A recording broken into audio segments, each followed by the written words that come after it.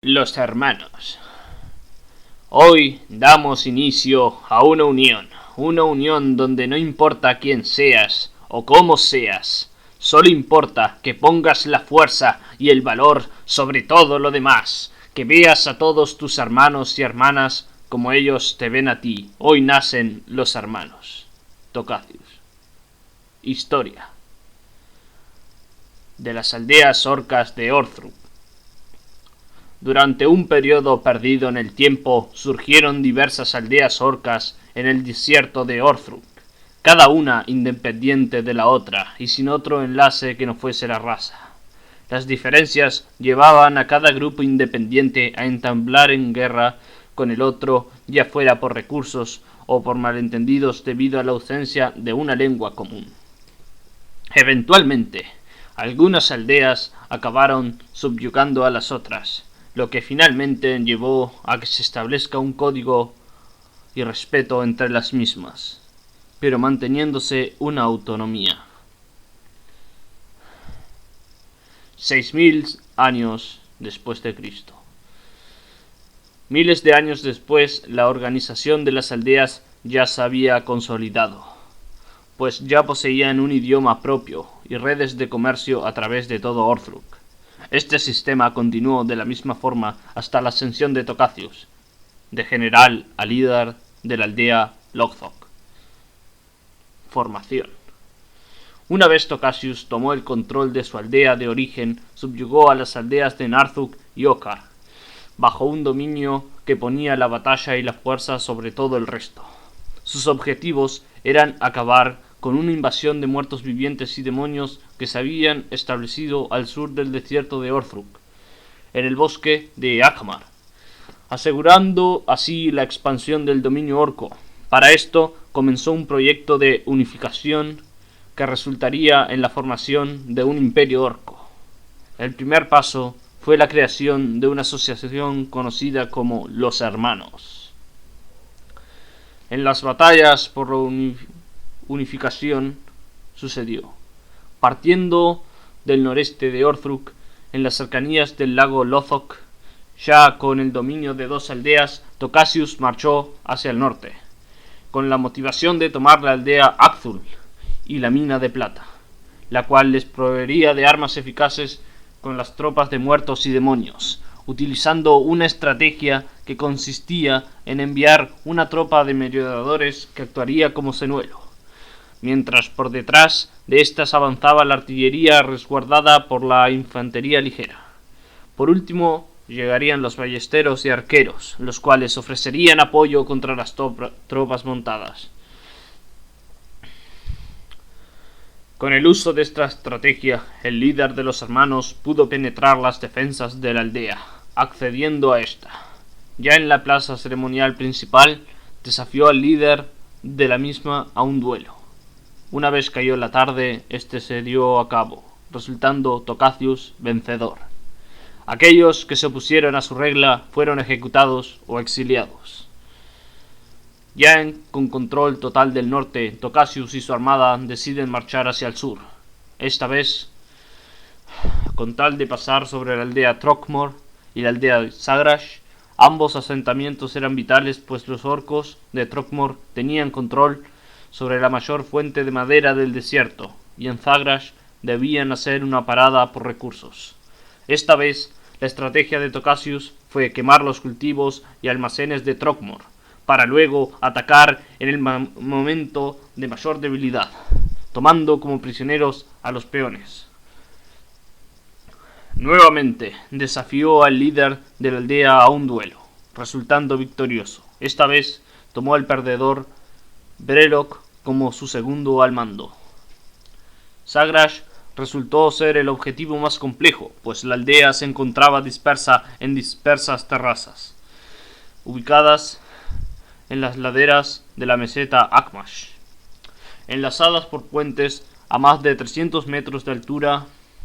Tocacius aprovechó la madera que era enviada desde Trogmor, la cual usó para armar torres de asedio que le permitirían derribar las edificaciones y defensas encontradas alrededor de los puentes anteriormente mencionados. Para alcanzar la plaza ceremonial tuvo que primero tomar la zona sur, norte y este de la aldea, para realizar un ataque a gran escala. Con la victoria en sus manos, por tercera vez desafió al líder, quien esta vez rechazó la afrenta y por su debilidad fue lanzado por uno de los puentes. Con la mayoría de las aldeas bajo sus pies, Tocasius continuó su plan original, dirigirse al sur para acabar con las tropas demoníacas y establecer un territorio en el bosque de Akmar. Witasius. En camino a Akmar, las tropas de Tocasius se vieron obligadas a establecer un puesto de avanzada en el cañón Zog, sitio infestado por diversas especies de kobolds. Poco tiempo antes de continuar el trayecto, a la distancia surgió una nueva figura, la de un orco de gran tamaño y piel amarillenta, portando 2 hachas. Su nombre era Witsasius, un nativo de estas tierras, separado por su aldea varios años atrás. Tocasius acogió al guerrero, el cual sintió la aparición de una corrupción cercana. Las fuerzas demoníacas se expandían hacia el desierto de Orthruk. Luego del transcurso de 2 semanas, Tocasius y su nuevo escudero habían alcanzado el bosque. Parece que la corrupción demoníaca aún no había tomado por completa la arboleda. Sin embargo, los primeros pasos en el nuevo territorio no serían fáciles. Una tribu de elfos del bosque se encontraba asentada en el lugar, liderados por Novelio. Tuvieron que ser erradicados para dar a continuar la campaña. Ya, a las orillas del río Khazum, el rey de los hermanos y su escudero vieron a Rodesad, una criatura única en su especie, con la apariencia de un panda antropomórfico nativo de estas tierras. Les informó que un príncipe oscuro élfico, conocido como Fakum, lideraba a las tropas de muertos vivientes. Con la ayuda de los nativos y de un par de zeppelines proveídos por un grupo de goblins de la zona, los hermanos volvieron a alzarse con la victoria. Sin embargo, no pudieron acabar con Fakum, quien huyó en su propio zeppelin. Esto no desmotivó a Tocasius, que ya había improvisado otro plan. Esta vez se separaría de Witsasius, al cual le atribuiría el mando de sus tropas de élite para que atacara al príncipe oscuro por la retaguardia. Habían pasado 3 días. Al este podía verse la suprema base del príncipe, rodeada de poderosas torres. Sobre la colina se encontraba Fakum, confiado de su gran ejército, el cual se sacrificaría por él. Tocasius le encomendó a Brelok que se encargue de la defensa de la base, mientras él preparaba el ejército principal para la siguiente batalla. Al norte, Witsasius se preparaba para derribar las torres que protegían la necrópolis. Al amanecer del día siguiente sonó el cuerno de guerra y comenzó la batalla. El orco de las 2 hachas derribó las torres con el uso de torres de asedio previamente usadas por Tocasius en la meseta Akmash, quien mientras se enfrentaba a un batallón de muertos vivientes. La batalla duró varias horas, hasta que en el atardecer Brelok trajo un grupo de apoyo. Luego de un intento por parte de las hordas muertas por atacar la desprevenida base, Witasius logró acceder a la necrópolis por el noreste, habiendo destruido las defensas y las murallas que la rodeaban. Tocasius había logrado completar una parte de su objetivo: acabar con las fuerzas de los muertos vivientes. Elevándose por encima del resto, proclamó la victoria y decidió desafiar a Fakum a un duelo a muerte. Tocasius y Faku se reunieron al día siguiente, al sur de Akmar, adentrándose en el bosque oscuro de Aklamur, donde se presume que provienen los muertos y los demonios. Aquí se dio lugar al duelo, en el cual Fakum tenía la ventaja. Utilizando magia negra y una armadura forjada con titanio, no obstante, Tocasius es un guerrero innato, el más poderoso de su clase, y probablemente de toda la historia. Utilizando su poderosa hacha reforzada con la plata que consiguió en Akthul, le dio el golpe de gracia a Facum, decapitándole y acabando con su peste de muerte. Agotado por las constantes batallas, Tocasius se dirigió a su puesto de avanzada cercano, pero lo único que encontró fue muerte y cenizas. Por detrás de la colina, una figura al lado oscuro, de 3 metros de altura, con cuernos y pezuñas, se puso enfrente de él. Reclamándole su vida, se llevó al líder de los hermanos consigo a un área desconocida. Mientras Tocasius tenía el duelo con Facu, Wisasius retrocedió a buscar a Rhodesan, con quien decidió que debían continuar hacia el sur, en busca de la fuente demoníaca, pues los hermanos se tomarían un descanso antes de avanzar. Con una pequeña cantidad de peones estableció una base cerca del monte Raskam. El risco se encontraba en llamas, así como los alrededores. No cabría ni un respiro que tropas enemigas atacaron la base en vez de muertos. Esta vez eran orcos, de tez roja, marcados por los demonios. Wisasius decidió investigar a fondo el asunto. Eventualmente se encontró con una aldea pacífica de orcos. Resulta que antes de que Tocasius decidiera expandir sus territorios, otros lo habían hecho antes. Estableciendo una alianza, el guerrero y el vidente de la aldea arrasaron sobre los orcos demoníacos, que ya no eran considerados parte de la misma raza. En su lecho de muerte, el maestro de las armas demoníaco indicó que su influencia abarcaba más de lo que cualquiera pudiese imaginar. La patrulla se dirigió aún más al sur, donde encontraron un grupo de guardianes corruptos a los pies del monte Raskam. Estos habían sido convocados en base a sacrificios de seres vivos y se habían encargado de la quema de Raskam. La derrota de estos llevó al grupo de hermanos a combatir con un demonio mayor, quien resguardaba la puerta demoníaca. En las aldeas del norte, el caos se había desatado. Sin un líder, los orcos comenzaron a pelearse por el poder. No fue hasta que Brelok proclamó la paz con un discurso que la situación se controló. Consciente de la desaparición del líder, el segundo al mando tomó el liderazgo de los hermanos y se dirigió al oeste, alejándose de la presencia demoníaca hacia la península. El Averno. Wisasius y Rhodesan entraron al portal, el cual se desmorona segundos después. Frente a ellos, el vacío infinito podía verse, un lugar en el espacio donde las energías caóticas fluían libremente. Aquí Wisasius pudo ver cómo miles de criaturas se morfaban y morían, para renacer al mismo tiempo. Un lugar donde las leyes comunes del universo no se aplicaban. Lo más común que podía presenciarse eran pedazos de pedruscos flotándose en el espacio, algunos lo suficientemente grandes como para llevar ciudades por encima de sí. Con las pocas energías que les quedaban a Witz y Rhodesan, deciden adentrarse en el Averno, en busca de otro portal que les permitiese regresar a su planeta.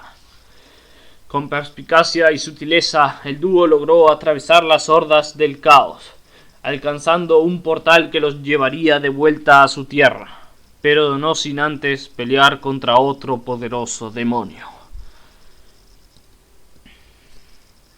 Para llegar a la península, Brelok y los hermanos debían atravesar el río Aklumag. La mayor dificultad que debieron atravesar fue deshacerse de los campamentos nagas ubicados en la costa, liderados por Aklamahet, un poderoso señor naga. Brelok tuvo que emplear una táctica de formación. Las tropas naga poseían un fuerte en el uso de tridentes y lanzas imbuidos con magia para penetrar fácilmente la armadura convencional. Para encargarse de estos, posicionó a las tropas escuderas por delante del resto. También introdujo una nueva pieza de artillería, la máquina de asedio. Gracias a estas, fue capaz de transportar múltiples tropas de infantería sin temerle a la magia naga. Una vez alcanzada la costa, las bestias submarinas se retiraron al río, dándole paso a Brelock para sentarse y establecer un estuario. Una vez atravesado el río, a los hermanos solo les quedaba cruzar los espesos bosques que rodeaban la península. En el interior de una cueva cercana aparecían Rhodesan y Wisasius, recién salidos del Averno. Basados en la demografía del lugar, deducen que se encuentra en una especie de pantano, probablemente cercano al océano. Al revisar los alrededores denotan una reciente actividad. Probablemente los hermanos ya hubiesen pasado horas antes. En el camino conocen a un grupo de goblins que deciden seguir al dúo. El final de una era. Varios días habían pasado. Los hermanos ya habían establecido un puerto que daba al océano. Su nuevo objetivo era cruzar el océano en busca de un nuevo continente, en el cual podrían asegurarse que no existiese la presencia de demonios y criaturas viles. Luego de un último cruce con Wisasius y Rhodesan, el camino de ambos se vuelve ajeno al futuro de los hermanos. Motivados y decididos, había comenzado una nueva era para los hermanos. Con un reinado establecido en el continente de Tetramor, desembarcaban hacia un nuevo continente donde comenzaría una nueva era. 5 años después, Wisasius trajo el cuerpo de su líder Tocasius a Okmarok, la capital hermana, donde fue enterrado en la capilla de los héroes. 1000 años después, los hermanos tenían un control sobre el norte de Thunkarsgrim y sobre la península de Akthrock, en el continente de Thunkasdor. Entre las nuevas razas anexadas al imperio hermano se encontraban los humanos, enanos y gnomos, todos descendientes de un mismo ancestro común y nativos del nuevo continente. Luego de la muerte de Brelock, quien vivió 561 años, el cargo pasó a estar en manos de Roman, un humano que demostró una gran destreza en la batalla y ya había ascendido como segundo al mando. División. Sin embargo, el cambio de líder no fue bien tomado por la mayor parte de la población. Roman demostró múltiples veces favorecer a ciertos grupos sobre otros, esencialmente a los de su misma raza. Al mismo tiempo, llegó a deshonrar múltiples tradiciones y ceremonias hermanas, incluyendo, pero no limitándose, a los duelos ceremoniales, los códigos de honor y al respeto de los ancestros. Roman creía en que los hermanos debían evolucionar y adaptarse a los nuevos tiempos, incluso si esto significaba olvidarse del pasado.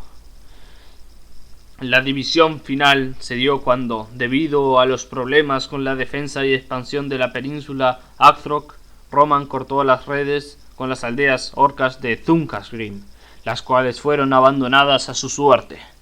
Años después, los orcos habían sido expulsados definitivamente de los hermanos. La hermanastra.